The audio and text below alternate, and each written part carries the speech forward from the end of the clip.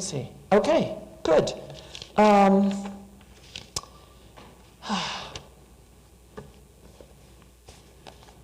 I said Pam because it's Powell. I know it's a P. I know it's a P. Okay. I read this book last month and thought, this makes an excellent introduction, even though it's Episcopalian, or if technically Anglican, which are the same thing. Anglican Church, English, Church of England, became Episcopalian in the US because they didn't want to be subservient to the leaders in England, but it's the same religion. Anyway, this guy taught at Yale as an English teacher before he became an ordained minister. And so it's an approach that is high church, meaning they have a liturgy, they wear vestments, looks like you might think of Catholic, but they're Protestants. So it's an interesting piece. And it was written to introduce other Episcopalians into how to read the Bible. When they would go into a congregation, into a building like this, there aren't Bibles at the seats. Of course, we don't have Bibles at our seats either. Some churches do. For example, this is the Book of Common Prayer, which is actually Episcopalian. And the first 2/5 of the book are the liturgy of what's going to be said at church. And the last part of the book is the Bible. I don't know if you think about that. It kind of makes the liturgy like it's scripture. Okay? But most of the people are going to follow along on the page that is the service for today, but they don't read the Bible. That was pretty true for a lot of LDS people who weren't really reading scriptures every day until we moved into Come Follow Me. And so it's been an interesting 5 years as we've started reading stuff we've never read before and are saying, wait a minute, what is Paul saying, right? And we're now going to enter Paul. So,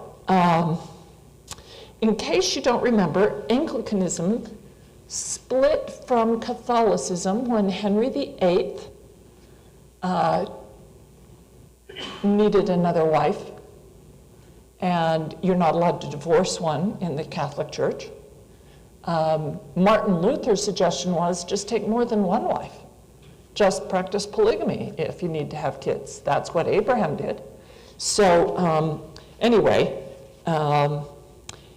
he split from Catholicism and became the head of the church in England, followed by his daughter Elizabeth. Okay, Mary, Queen of Scots, was in there a while, but by Elizabeth, and then her successor is King James, who commissioned the writing of an official English translation of the Bible. And so this is Anglican, okay, just so you know. That's the tradition it comes from. And although Gutenberg had begun printing back in the 1500s, and this is 1600s at the time of Shakespeare, okay? Shakespeare overlaps both Elizabeth and King James.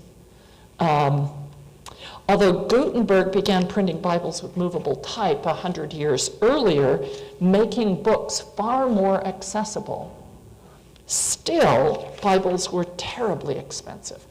And so for individuals to read the Bible at home just wasn't happening unless you were wealthy. So the only way you really would hear the Bible read is it's read out loud, it's read in community, it's read at church. And that would be your experience with biblical text. For generations, then people trying to read the Bible in isolation. If you're home doing Come Follow Me on your own, and you don't get what's going on, what do? Well, now we go to a podcast and listen to John, by the way, tell you what it is, or Taylor and Tyler, or somebody else. But we're part of a tradition of individual freedom to interpret the Bible. The idea is you have the Spirit with you. And the Spirit is just as likely to help you understand what's written as it is religious leaders. Now, that's heresy to some people in the church, to think that we might understand a text differently than somebody quotes it and uses it at conference, and yet ours is just as valid. But that's the history of Scripture. That it is, when you want to talk to God, you pray. When you want to listen to God, you read the Scriptures. A nice, trite little couplet, right? But do we really believe that? Do we hear God's voice speaking to us through Scripture? Sometimes. Now, there was a theologian at the time of the Puritans, and the Puritans broke from the Anglican Church. The Puritans said, boy, they've lost the truth. They're too Catholic. We're going to purify, so they're very much like the Pharisees were. We're going to purify and teach truth. And in the time of Elizabeth, Richard Hooker, who was an Anglican, refuted what the Puritans had to say, because the Puritans claimed that a bare reading of the Bible would suffice for any Christian, that the book could be read by anybody and they'd understand it just fine on their own. Hooker came back and said, excuse me, you need to understand context. You need to understand the history. You need to understand issues of language translation. This is a translation, and it's a translation of translations. So it's not always obvious what is being said.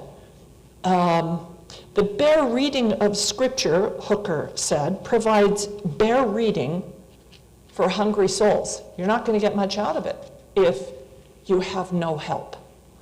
One should not read into the Bible what it never said. Now, how do we determine what does the Bible actually say, and what do we think it says? On that subject, I read this interesting book. It's by Peter Enns.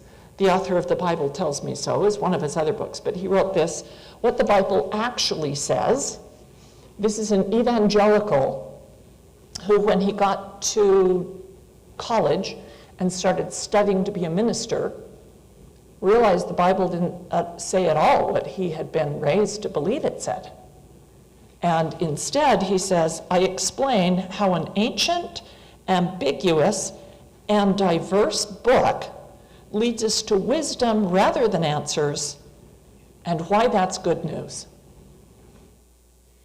He noticed something that other people have noticed, especially members of the church reading in Come Follow Me. Sometimes it says something in Leviticus, and then it says just the opposite in Deuteronomy. Moses might teach something in Exodus, and then Ezekiel teaches the absolute opposite in his writings. How does that work? Which one's right? It'll tell you to do things like, if you have a rebellious son who refuses to do what his father tells him to, you should take him to the leaders of the church, well, to the synagogue, because it's Jewish, and have him stoned. You know any parents who are going to do that? What does that mean?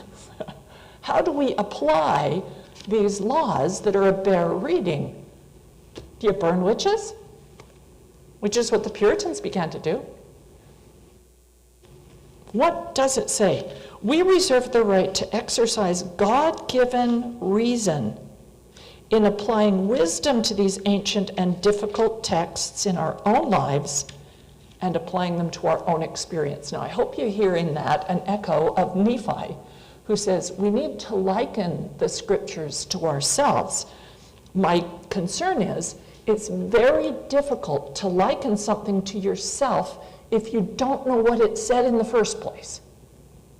So understanding what the authors meant in the context in which it was written helps you then take that and apply it in a different time and to your own personal situation.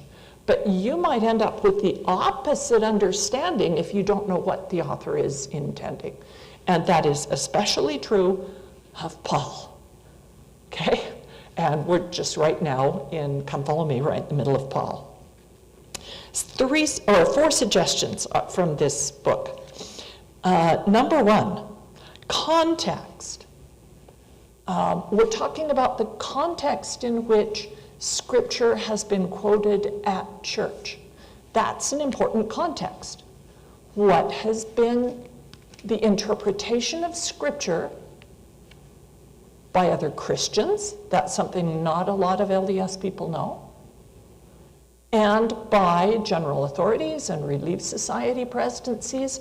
How is Scripture used by those we consider our leaders? Second, what is the context of the ancient culture and language that this text was originally written in? Now, we can only go to the language in the Old and New Testament and in the Doctrine and Covenants, because that was written down in English, right, in its primary form. But we don't have the original text in an original language of the Book of Mormon, or the Book of Moses, or the Book of Abraham. So passages in some of Joseph Smith's writing in the Pearl of Great Price, those are the original language.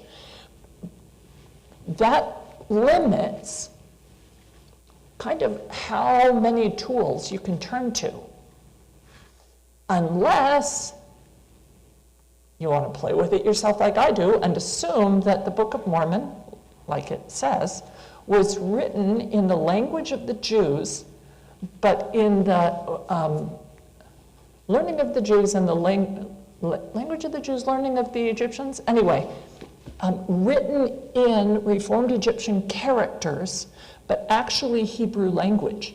And they have found that form of writing in the deserts around Egypt.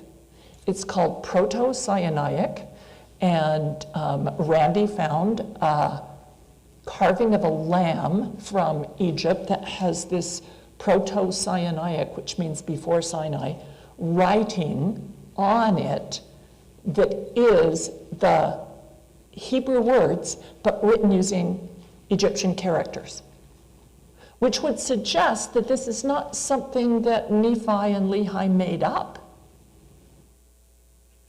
but rather was a way of writing Hebrew so that other people could even begin to read it if they didn't know the alphabet.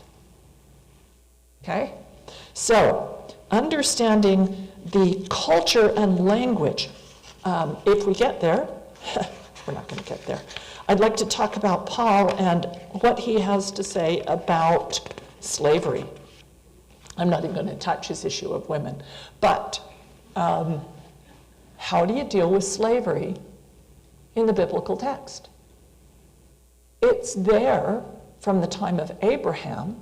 It's actually mentioned. The first mention of slavery is that Ham and his son Canaan would be servants of servants. That's the King James way of softening things a little. Every single time you see the word servant in the Old Testament, it's the word aved, which means slave. Okay? These are not paid workers. There's another Hebrew word for someone who is paid a wage for their labor. but servant means a slave, but only for men. There's another term that's used for women slaves, which is shifcha, and that becomes the basis for mishpacha, which is the Hebrew word for family. So when Abraham, he owns slaves, that's his army that he goes to attack, the 5 kings who have stolen Lot and all of Sodom and Gomorrah, all those kings. These guys came down from the north, attacked, took Lot captive. Abram, his name is still Abram at the time, goes and rescues Lot and all the other kings with his 318 men from his house, his servants. They're all slaves. So righteous Abraham had 318 slaves. And then when he can't have children, his wife gives him a slave. And his grandson, Jacob, each of his wives will give him slaves through which to have children. And each woman has a family. They are not all together one family. Hagar and Sarah are the heads of different families.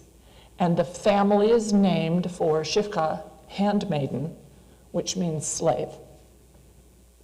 But we don't know that, right? We don't see that as we read. There's some very interesting places where that word shows up. Like in Ruth, she calls herself your handmaid. Hannah calls herself the handmaid of the Lord. Well, everybody at the temple is a slave of the Lord. The priesthood serve God at the temple. Serve means to be a slave. So the idea is that God owns them. So when Paul comes along and says he has purchased you with his blood, he's talking about ownership of people. And when Jesus says no man can have 2 masters, he's talking about slavery. Only one guy can own you at a time. Does Satan own you? Has he purchased you? Is that who you're working for? Or has Christ purchased you and you belong to him? Now, in our day, we don't even think about that and us as slaves. But it's all through the Old Testament, all through the New Testament, and should change how we see our relationship. You know, they used to brand slaves, and the owner's name would be written on them. Well, do you have his name written on you? Is his image in your countenance? Okay. Circumcision was a way to write God's name upon you. It showed who you belonged to. That's not how we think about it, but certainly in that world, it showed who you worshiped, if you were circumcised or not. We should also read Scripture in the context of the traditions we've received. Although theoretically, okay, just for simplicity, I'm going to call us Mormons, okay? Mormons reject a lot of normative Christian interpretations, Catholic and Protestant. But the reality is we are heavily influenced in everything that we read and believe by the Catholics and Protestants who have preceded us. They translated the scriptures we're using. Okay? And the theological traditions that are in those scriptures, why they chose certain words, comes out of their theology. You should always know what the theology is of the person whose translation you're reading. I've got a couple up here that are right, where is it? Orthodox Study Bible. That's like Greek Orthodox, Russian Orthodox. It's fascinating to read that because they have different choices. If you get a New Jerusalem or a New American Bible that's Catholic, you should know it's Catholic when you're reading it. The Sancta Biblia that the church used for years and years and years in all Spanish-speaking countries was a Catholic Bible. The French Bible is a Catholic Bible. And if it doesn't change the translation itself, it is absolutely going to change the footnotes and cross-references. So you need to know whose theology is behind what you're reading. And then fourth, the context, reading scripture in the context of 2,000 years of intellectual, scientific, religious, political, and social change. Conditions are not the same in our society as when any of this was written. Even just going back 200 years to the time of Joseph Smith. Anybody who hasn't noticed how recent changes are in women's lives to allow them to vote, to own land, to sign contracts. I mean, there's stuff that was not yet legal when I was 18, 19, 20 years old. The reason girls couldn't go on missions till they were 21 was because they were not legally allowed to sign a contract for an apartment or live without a male overseer in many places. Until like the 90s. So the context of even LDS commentaries has changed in our lifetimes. What someone taught is what the scripture means 50 years ago may not be how the brethren or the sister leaders of the church are quoting that same verse today. And you need to kind of keep up with that. So, Mormons, along with Christians and Jews all over the world, will continue to struggle and wrestle with scriptural text. We live in a very different world. Nowadays, few people really read anything with the diligence and care that a serious book demands. We're now saturated with a 2-minute soundbite or a one-sentence meme that we share with everybody, whether we know who wrote it or not. We often don't have the time to do that. When's the last time you read, say, Anna Karenina or Les Mis? 1,500 pages. We often don't have the time, but more often we just don't have the skill that it takes to give a serious reading. In spite of our technical sophistication in navigating new forms of media, we have become far less biblically literate than even our parents and grandparents. I will show sometimes, and you should go home and watch it. This is the one DVD that I paid full price to own. Walt Disney's Sleeping Beauty. And I realized watching it that it is absolutely saturated with Christian symbolism, particularly the kind of symbols that you see in the book of Genesis or the book of Revelation. It's packed with them. And nobody sees it.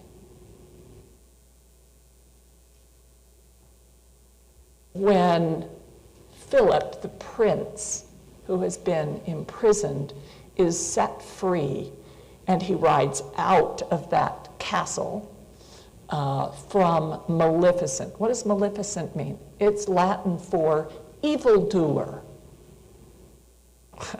Who is Maleficent with her horns, right? To be saved, the fairies create a bridge for the horse, and it's a rainbow. Do you recognize that that's a covenant promise from the story of Noah? It goes on and on. The castle in which his bride, hopeful bride, is sleeping or dead, make your pick, it's surrounded by thorns and thistles and noxious weeds. And the evildoer turns into a dragon. Revelation lately? And when he comes and he's got this red cape and he's on a white horse. Have you read Revelation lately? And he has this sword of faith and the shield of virtue. Have you read Isaiah lately? And putting on the whole armor of God, which Paul is quoting Isaiah. And when finally he kills the dragon and the dragon falls into the pit, Isaiah chapter 14, you look into the pit and what do you see? You see a cross that has conquered.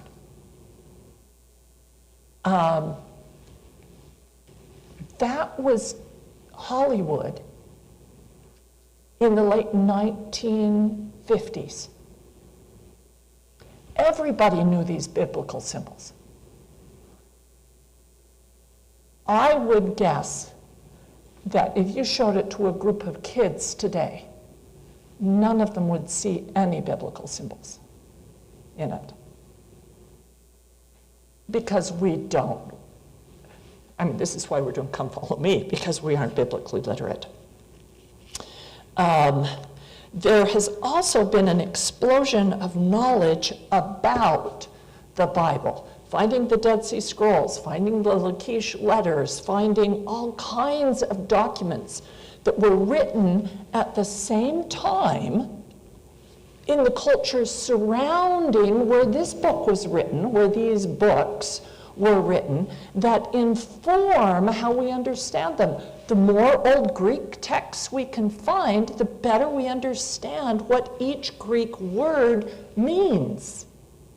One of the problems that you have in trying to translate in the 1600s the Old and New Testament is you don't have anything else written in Hebrew except the biblical text from biblical times. And how many Greek sources are available to you? And as we get more and more of those, we get new understandings of what the words mean. And it changes things.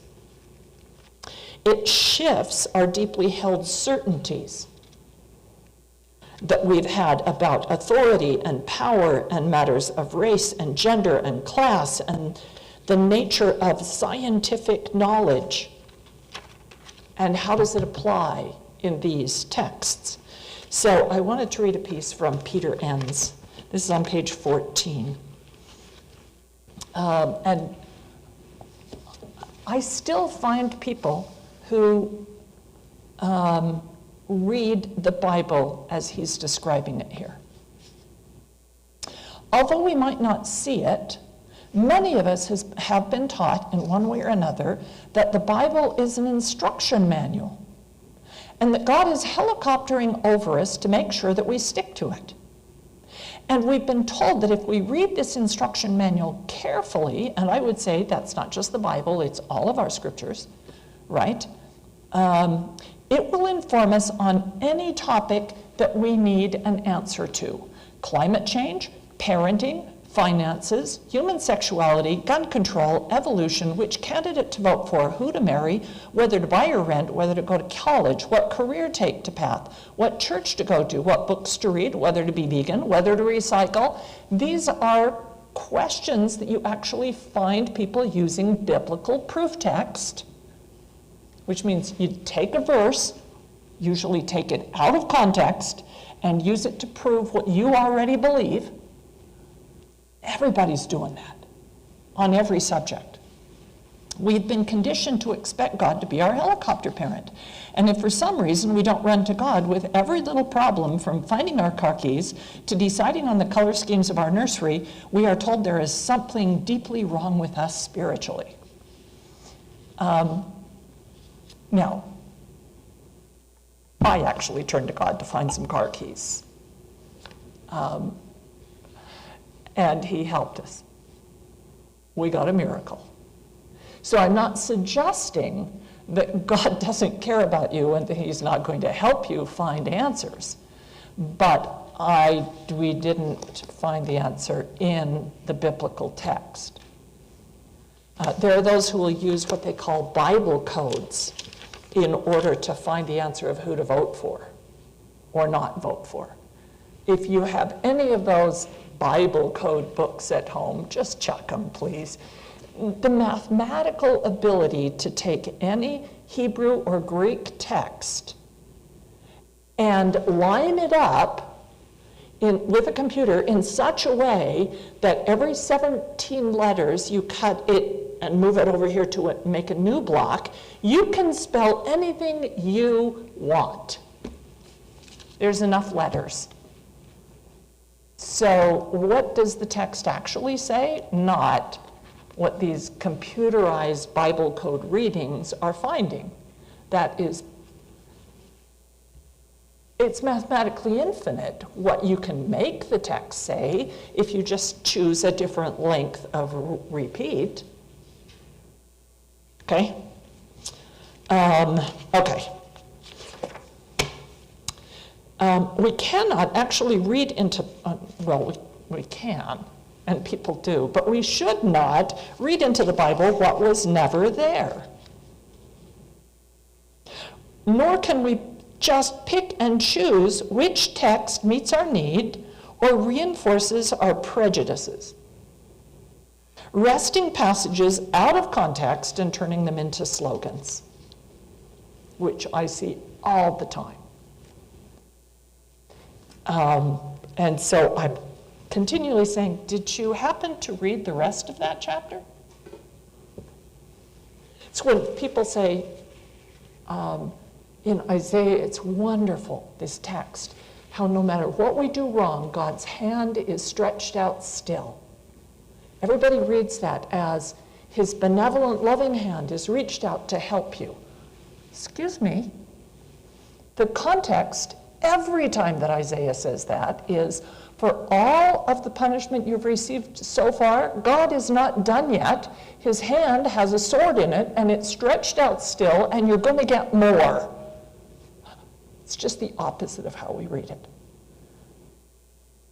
But that's not what we want to hear, so we just ignore the other 27 verses in that chapter and read that one the way we want to, which, okay, it's not really valid. Okay, here's an interesting image. What would it feel like to actually consume Scripture or be consumed by it? I am sure there are times when Randy thinks I'm totally consumed by whatever I'm doing at the table. I mean, it's covered the whole table, and it's now 5:30, and I haven't even thought about what we're going to eat for dinner yet. Okay? It's kind of like if you've seen Yentl. Anybody seen Yentl? Barbara Streisand. She's always burning the food because she's more interested in doing Hebrew translation than cooking. I relate to that. To eat, chew, swallow, and digest and make Scripture a part of you. That is exactly what the prophet Jeremiah imagined. Your words were found, and I ate them. Your words became to me a joy and delight of my heart, for I am called by your name, O Lord of hosts. You will later see Ezekiel eating a scroll.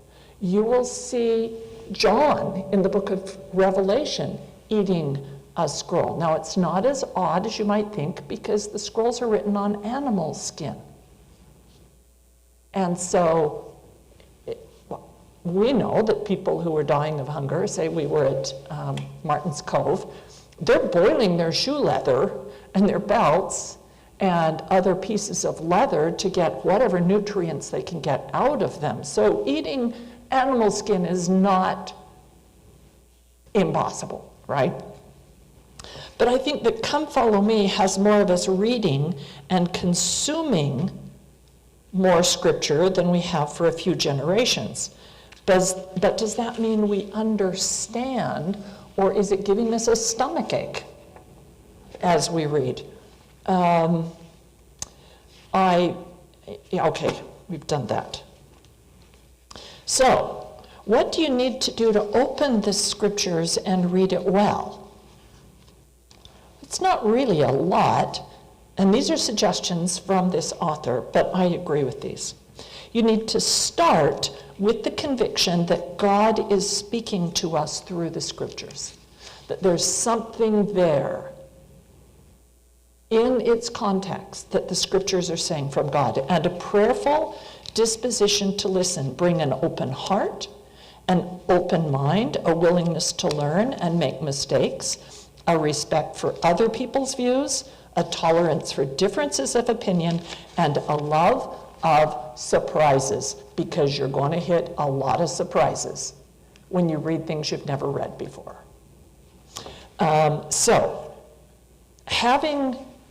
Okay, we looked at that one. When you read a Bible, and this was a really interesting experience I had as back when we were stake missionaries. I went with the elders, which seems odd now to send 29-year-old women out with elders, but that's what we did. We were teaching a young woman, maybe in her late 20s, about the Book of Mormon. And the elders gave her a Book of Mormon to look at. And they said, "What do you think?" And I'm sitting there thinking, what does she know? I mean, she's looked at it for 2 minutes. How can she make a decision about what this is? And she said, "Well, it looks like it's scripture." And I was really humbled at that moment, because since it's put in double columns, and each verse, it has verses and they're numbered, and there's a name at the top, clearly that's just like the Bible. Therefore, this is scripture.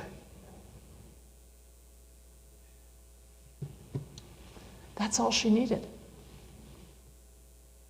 I'm so way past that. So proud. That's not enough for me. But the unfortunate thing is, this is not what it originally looked like. So, this is the first edition Book of Mormon. And when you open it up, it reads like a novel. Each chapter is about 20 or 30 pages long. None of the verses are numbered. All of the punctuation was put in by the printer, not by Joseph Smith or Oliver Cowdery.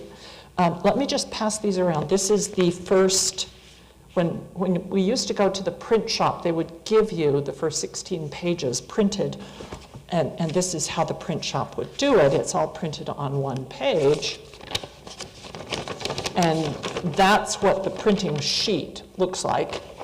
And there's the other side of it.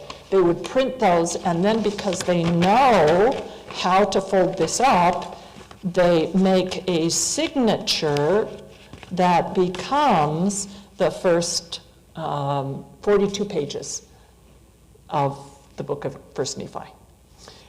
But if you look at that, and just pass these around if you would, Randy, it's reading like a novel. And that changes how you read the story.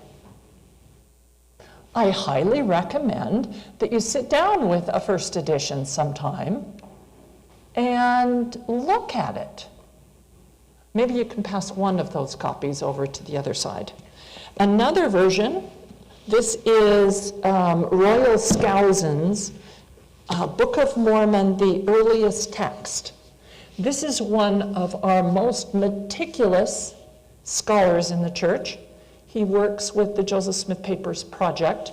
But before they did the Joseph Smith Papers, they did the earliest text of the Book of Mormon, in which they took every single scrap of printers, the printer's copy that they have, everything, the oldest versions that they could get, because things have changed in the Book of Mormon since it was written down by Oliver Cowdery from Joseph's mouth. Many of those changes by Joseph Smith himself. But to better understand it, Skousen has gone back and looked at every single letter and put together this book, which is published by Yale University, and it has a different formatting. See, just a single column, it's divided into verses, whereas the first edition is not, but this still changes how you read it instead of in 2 columns. So, and there's words that are different. So if you're arguing over the words that have changed because of a printer or punctuation from a printer, is that valid? And yet that's what we do. So that's an interesting book. One thing that other translations, and so there's Royal Skousen. These are 3 translations that I have copies of. The King James, which we all have. New International is often quoted in things like Victor Ludlow. He'll use the New International. That has been kind of succeeded by the Revised Standard Version, which is the one that I got for when I was studying in college. This is the Revised Standard Version. And now there is a new Revised Standard Version. So RSV and new RSV. That, if any of you know Ben Spackman, he recommends the NRSV, the New Revised Standard. I really like the Revised Standard. But here's what's interesting to me. The narrative portions look like narrative. I mean, the numbers are in there, but they're tiny, tiny. You almost don't see the verse numbers. But it looks like it's a story being told. And then when you get to something like the Psalms, and Job, suddenly it looks like poetry on the page. What it looks like on the page changes how you read it, whether you realize it or not. Now, what's Isaiah? It's poetry. Okay, there are 3 chapters right in the middle that are narrative. And even in the middle of them, there's some poetry. So reading a different translation, not only will use different words at times, but it also will lay it out on the page differently, and you'll say, oh, this is some poetry here. Do we read poetry the same as we read a fictional book? Not really. And so that changes how you're going to think about a particular piece of text, just how it's laid out on the page. Let's see. Reading a scriptural page that looks like the page of a novel will focus our attention on the plot.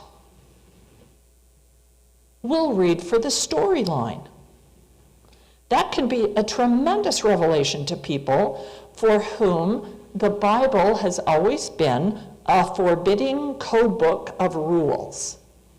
To sit down and read the story of Jesus, I would recommend Mark, as the best place to read the whole story of Jesus.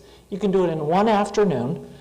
It's a real story with a beginning, a middle, and an end. If you read it without verse numbers, without headings, without chapter divisions, without looking at the notes, without trying to squint at type you can't read anymore, all of that frees you up to follow the storyline and how it flows, which we seldom, if ever, do.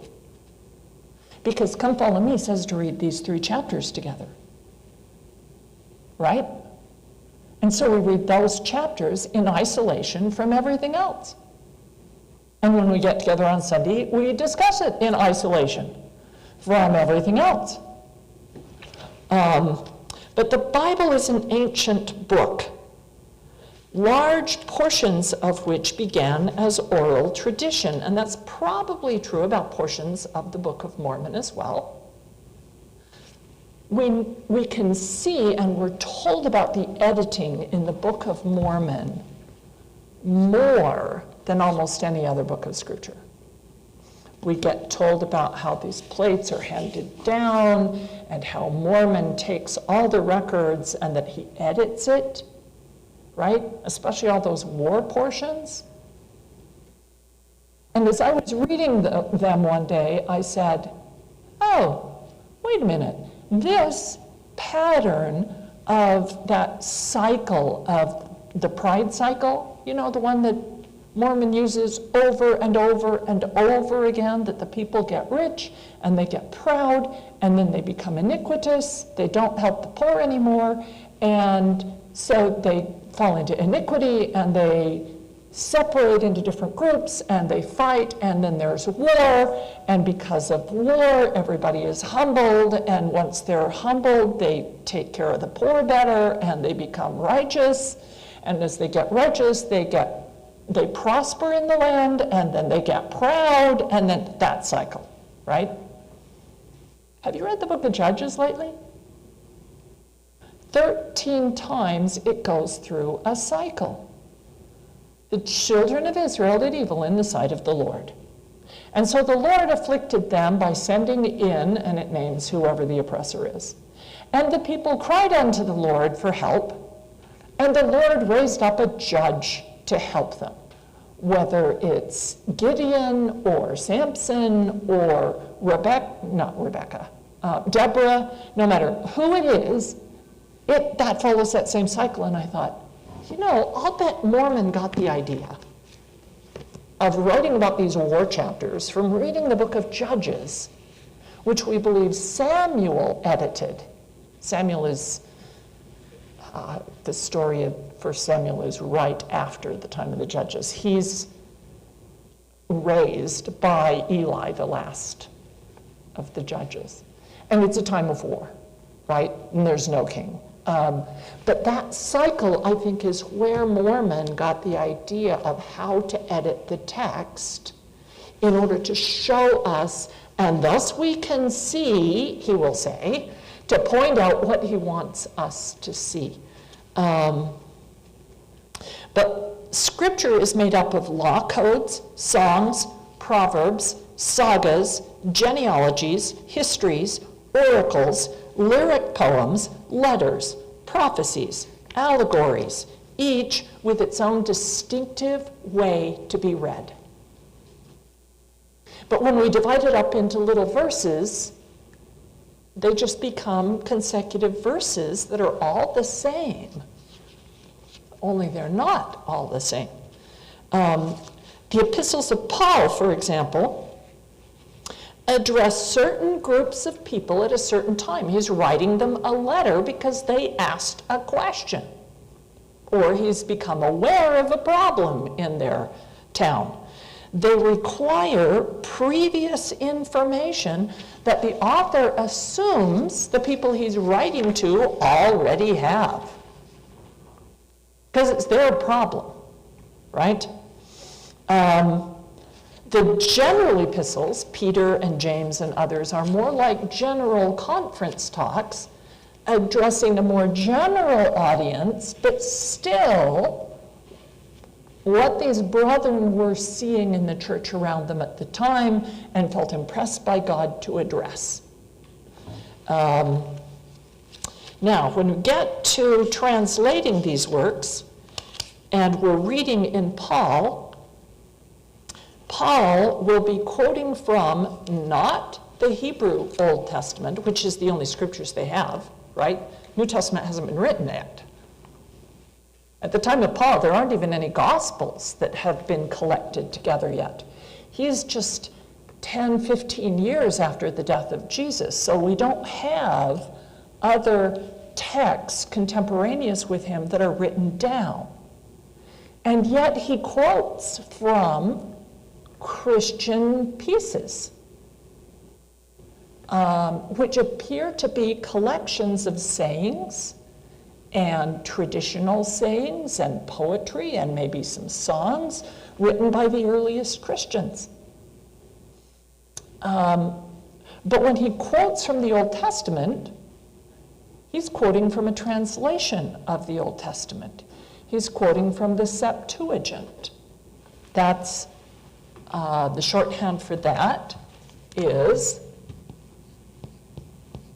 so if you ever see that, the Roman LXX, which is 70 in Roman, that's what Septuagint means. September is the 7th month in the Latin calendar, even though it's the 9th month in ours, which is why Oct is 8, it's our 10th month. November is 9, it's our 11th month. December is 10, that's our 12th month. We've messed it all up. So this is 70, and what it is saying is, this is a translation done by 70 or perhaps 72, depending on the story you're reading, that is done by 70 Jews in Alexandria, Egypt, who got together and said, nobody can read Hebrew anymore. This is after the time of Alexander the Great and his Hellenizing of the Mediterranean world. Nobody can read Hebrew anymore. We're all speaking Greek. We need to translate the scriptures into Greek. Very much like Jerome saying, nobody can read the Old Testament anymore. We need to have it in the common language of the people, the vulgar or common language, and that's the Vulgate into Latin. And then along come, different individuals. Luther translates it into his general language, into German, and so forth. So it's a long tradition of translating it into your own language. That translation was done 300 to 200 years before the time of Christ.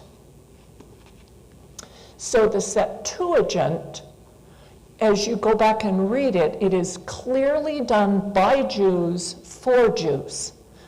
What Greek words did Jews choose to use to translate the Hebrew that they are losing? Because nobody's really speaking Hebrew anymore. Everybody who came back from Babylon came back speaking Aramaic, which is kind of the common tongue of the Middle East at the time that they pick up in Babylon. So they can't read the Hebrew anymore. When you get to the book of Ezra, it has Ezra standing up in front of the people and reading to them and giving to them an understanding of what they've heard.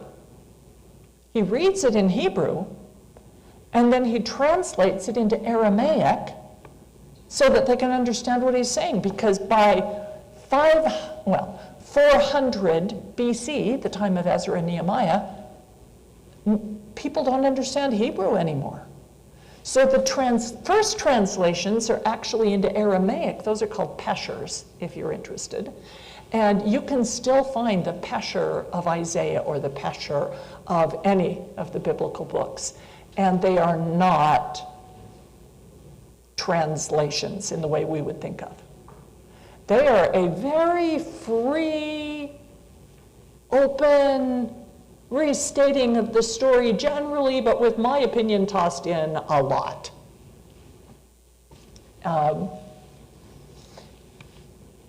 And that happens in the Greek. There are huge differences between what we read in the Hebrew from before the time of Paul. How do we know what the Hebrew was before Paul? Dead Sea Scrolls. The Dead Sea Scrolls gave us the oldest versions of the biblical text in the world. Some of them are 100 to 200 years before the time of Jesus. Some are contemporaneous with Jesus. But many of the biblical texts, they're there, not in the Greek of the day, but they're in Hebrew, which means we can go back before the time that the Jews and Christians separated and see what the text actually says. Because after the two groups separate, changes are going to come into the Hebrew text, depending on if you're Jewish or Christian. Just because you want it to read more Jewish or more Christian. And scholars now can tell you the date at which apparently this particular change was made in the text as they look at old texts. And they then summarize, why might that have happened? What's going on theologically in the community that would make them make that change? It's fascinating. But if Paul is reading a translation into Greek and quoting from it, sometimes what he is quoting doesn't actually say what the Hebrew said. Are you going to prioritize Paul's quoting of the Septuagint or go back to the original Hebrew? And if you don't know how to look at the Hebrew or the Greek, you don't know how to do that. But there are tools online, and if you're at all interested, I'll be glad to show you how to use them, for people who don't know how to read Greek or Hebrew but want to go back and check anyway. It's lots of fun. Annotations. Now, annotations are what we call cross-references and footnotes and references to the Bible dictionary, all that stuff that was in our new scriptures that came out in 1981, right? All of this stuff. And all of the chapter headings. Those are not original to the text. Every chapter heading was written by the committee responsible for this. Two of the people at the head of that committee were Bruce R. McConkie and, sorry, it's gone right now. Okay, another of the apostles. But they have Bud K. Packer, sorry. They have a very definite perspective on Scripture. And so they will tell you, this is what it means.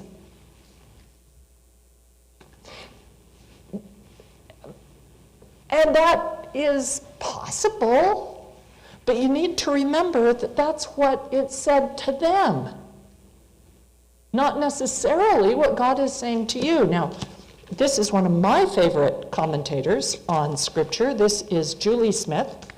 She did this for the BYU New Testament Commentary Series. It's the book of Mark. And just to give you an idea, this is from Mark chapter 1. She's talking about verses 9 to 15. So this is the baptism of Christ and his 40 days in the wilderness after his baptism. And Mark has this line that isn't in any of the other Gospels. And it says, and Jesus was with the wild beasts. What on earth does that mean? What wild beasts are out in the desert? And why is it worth mentioning?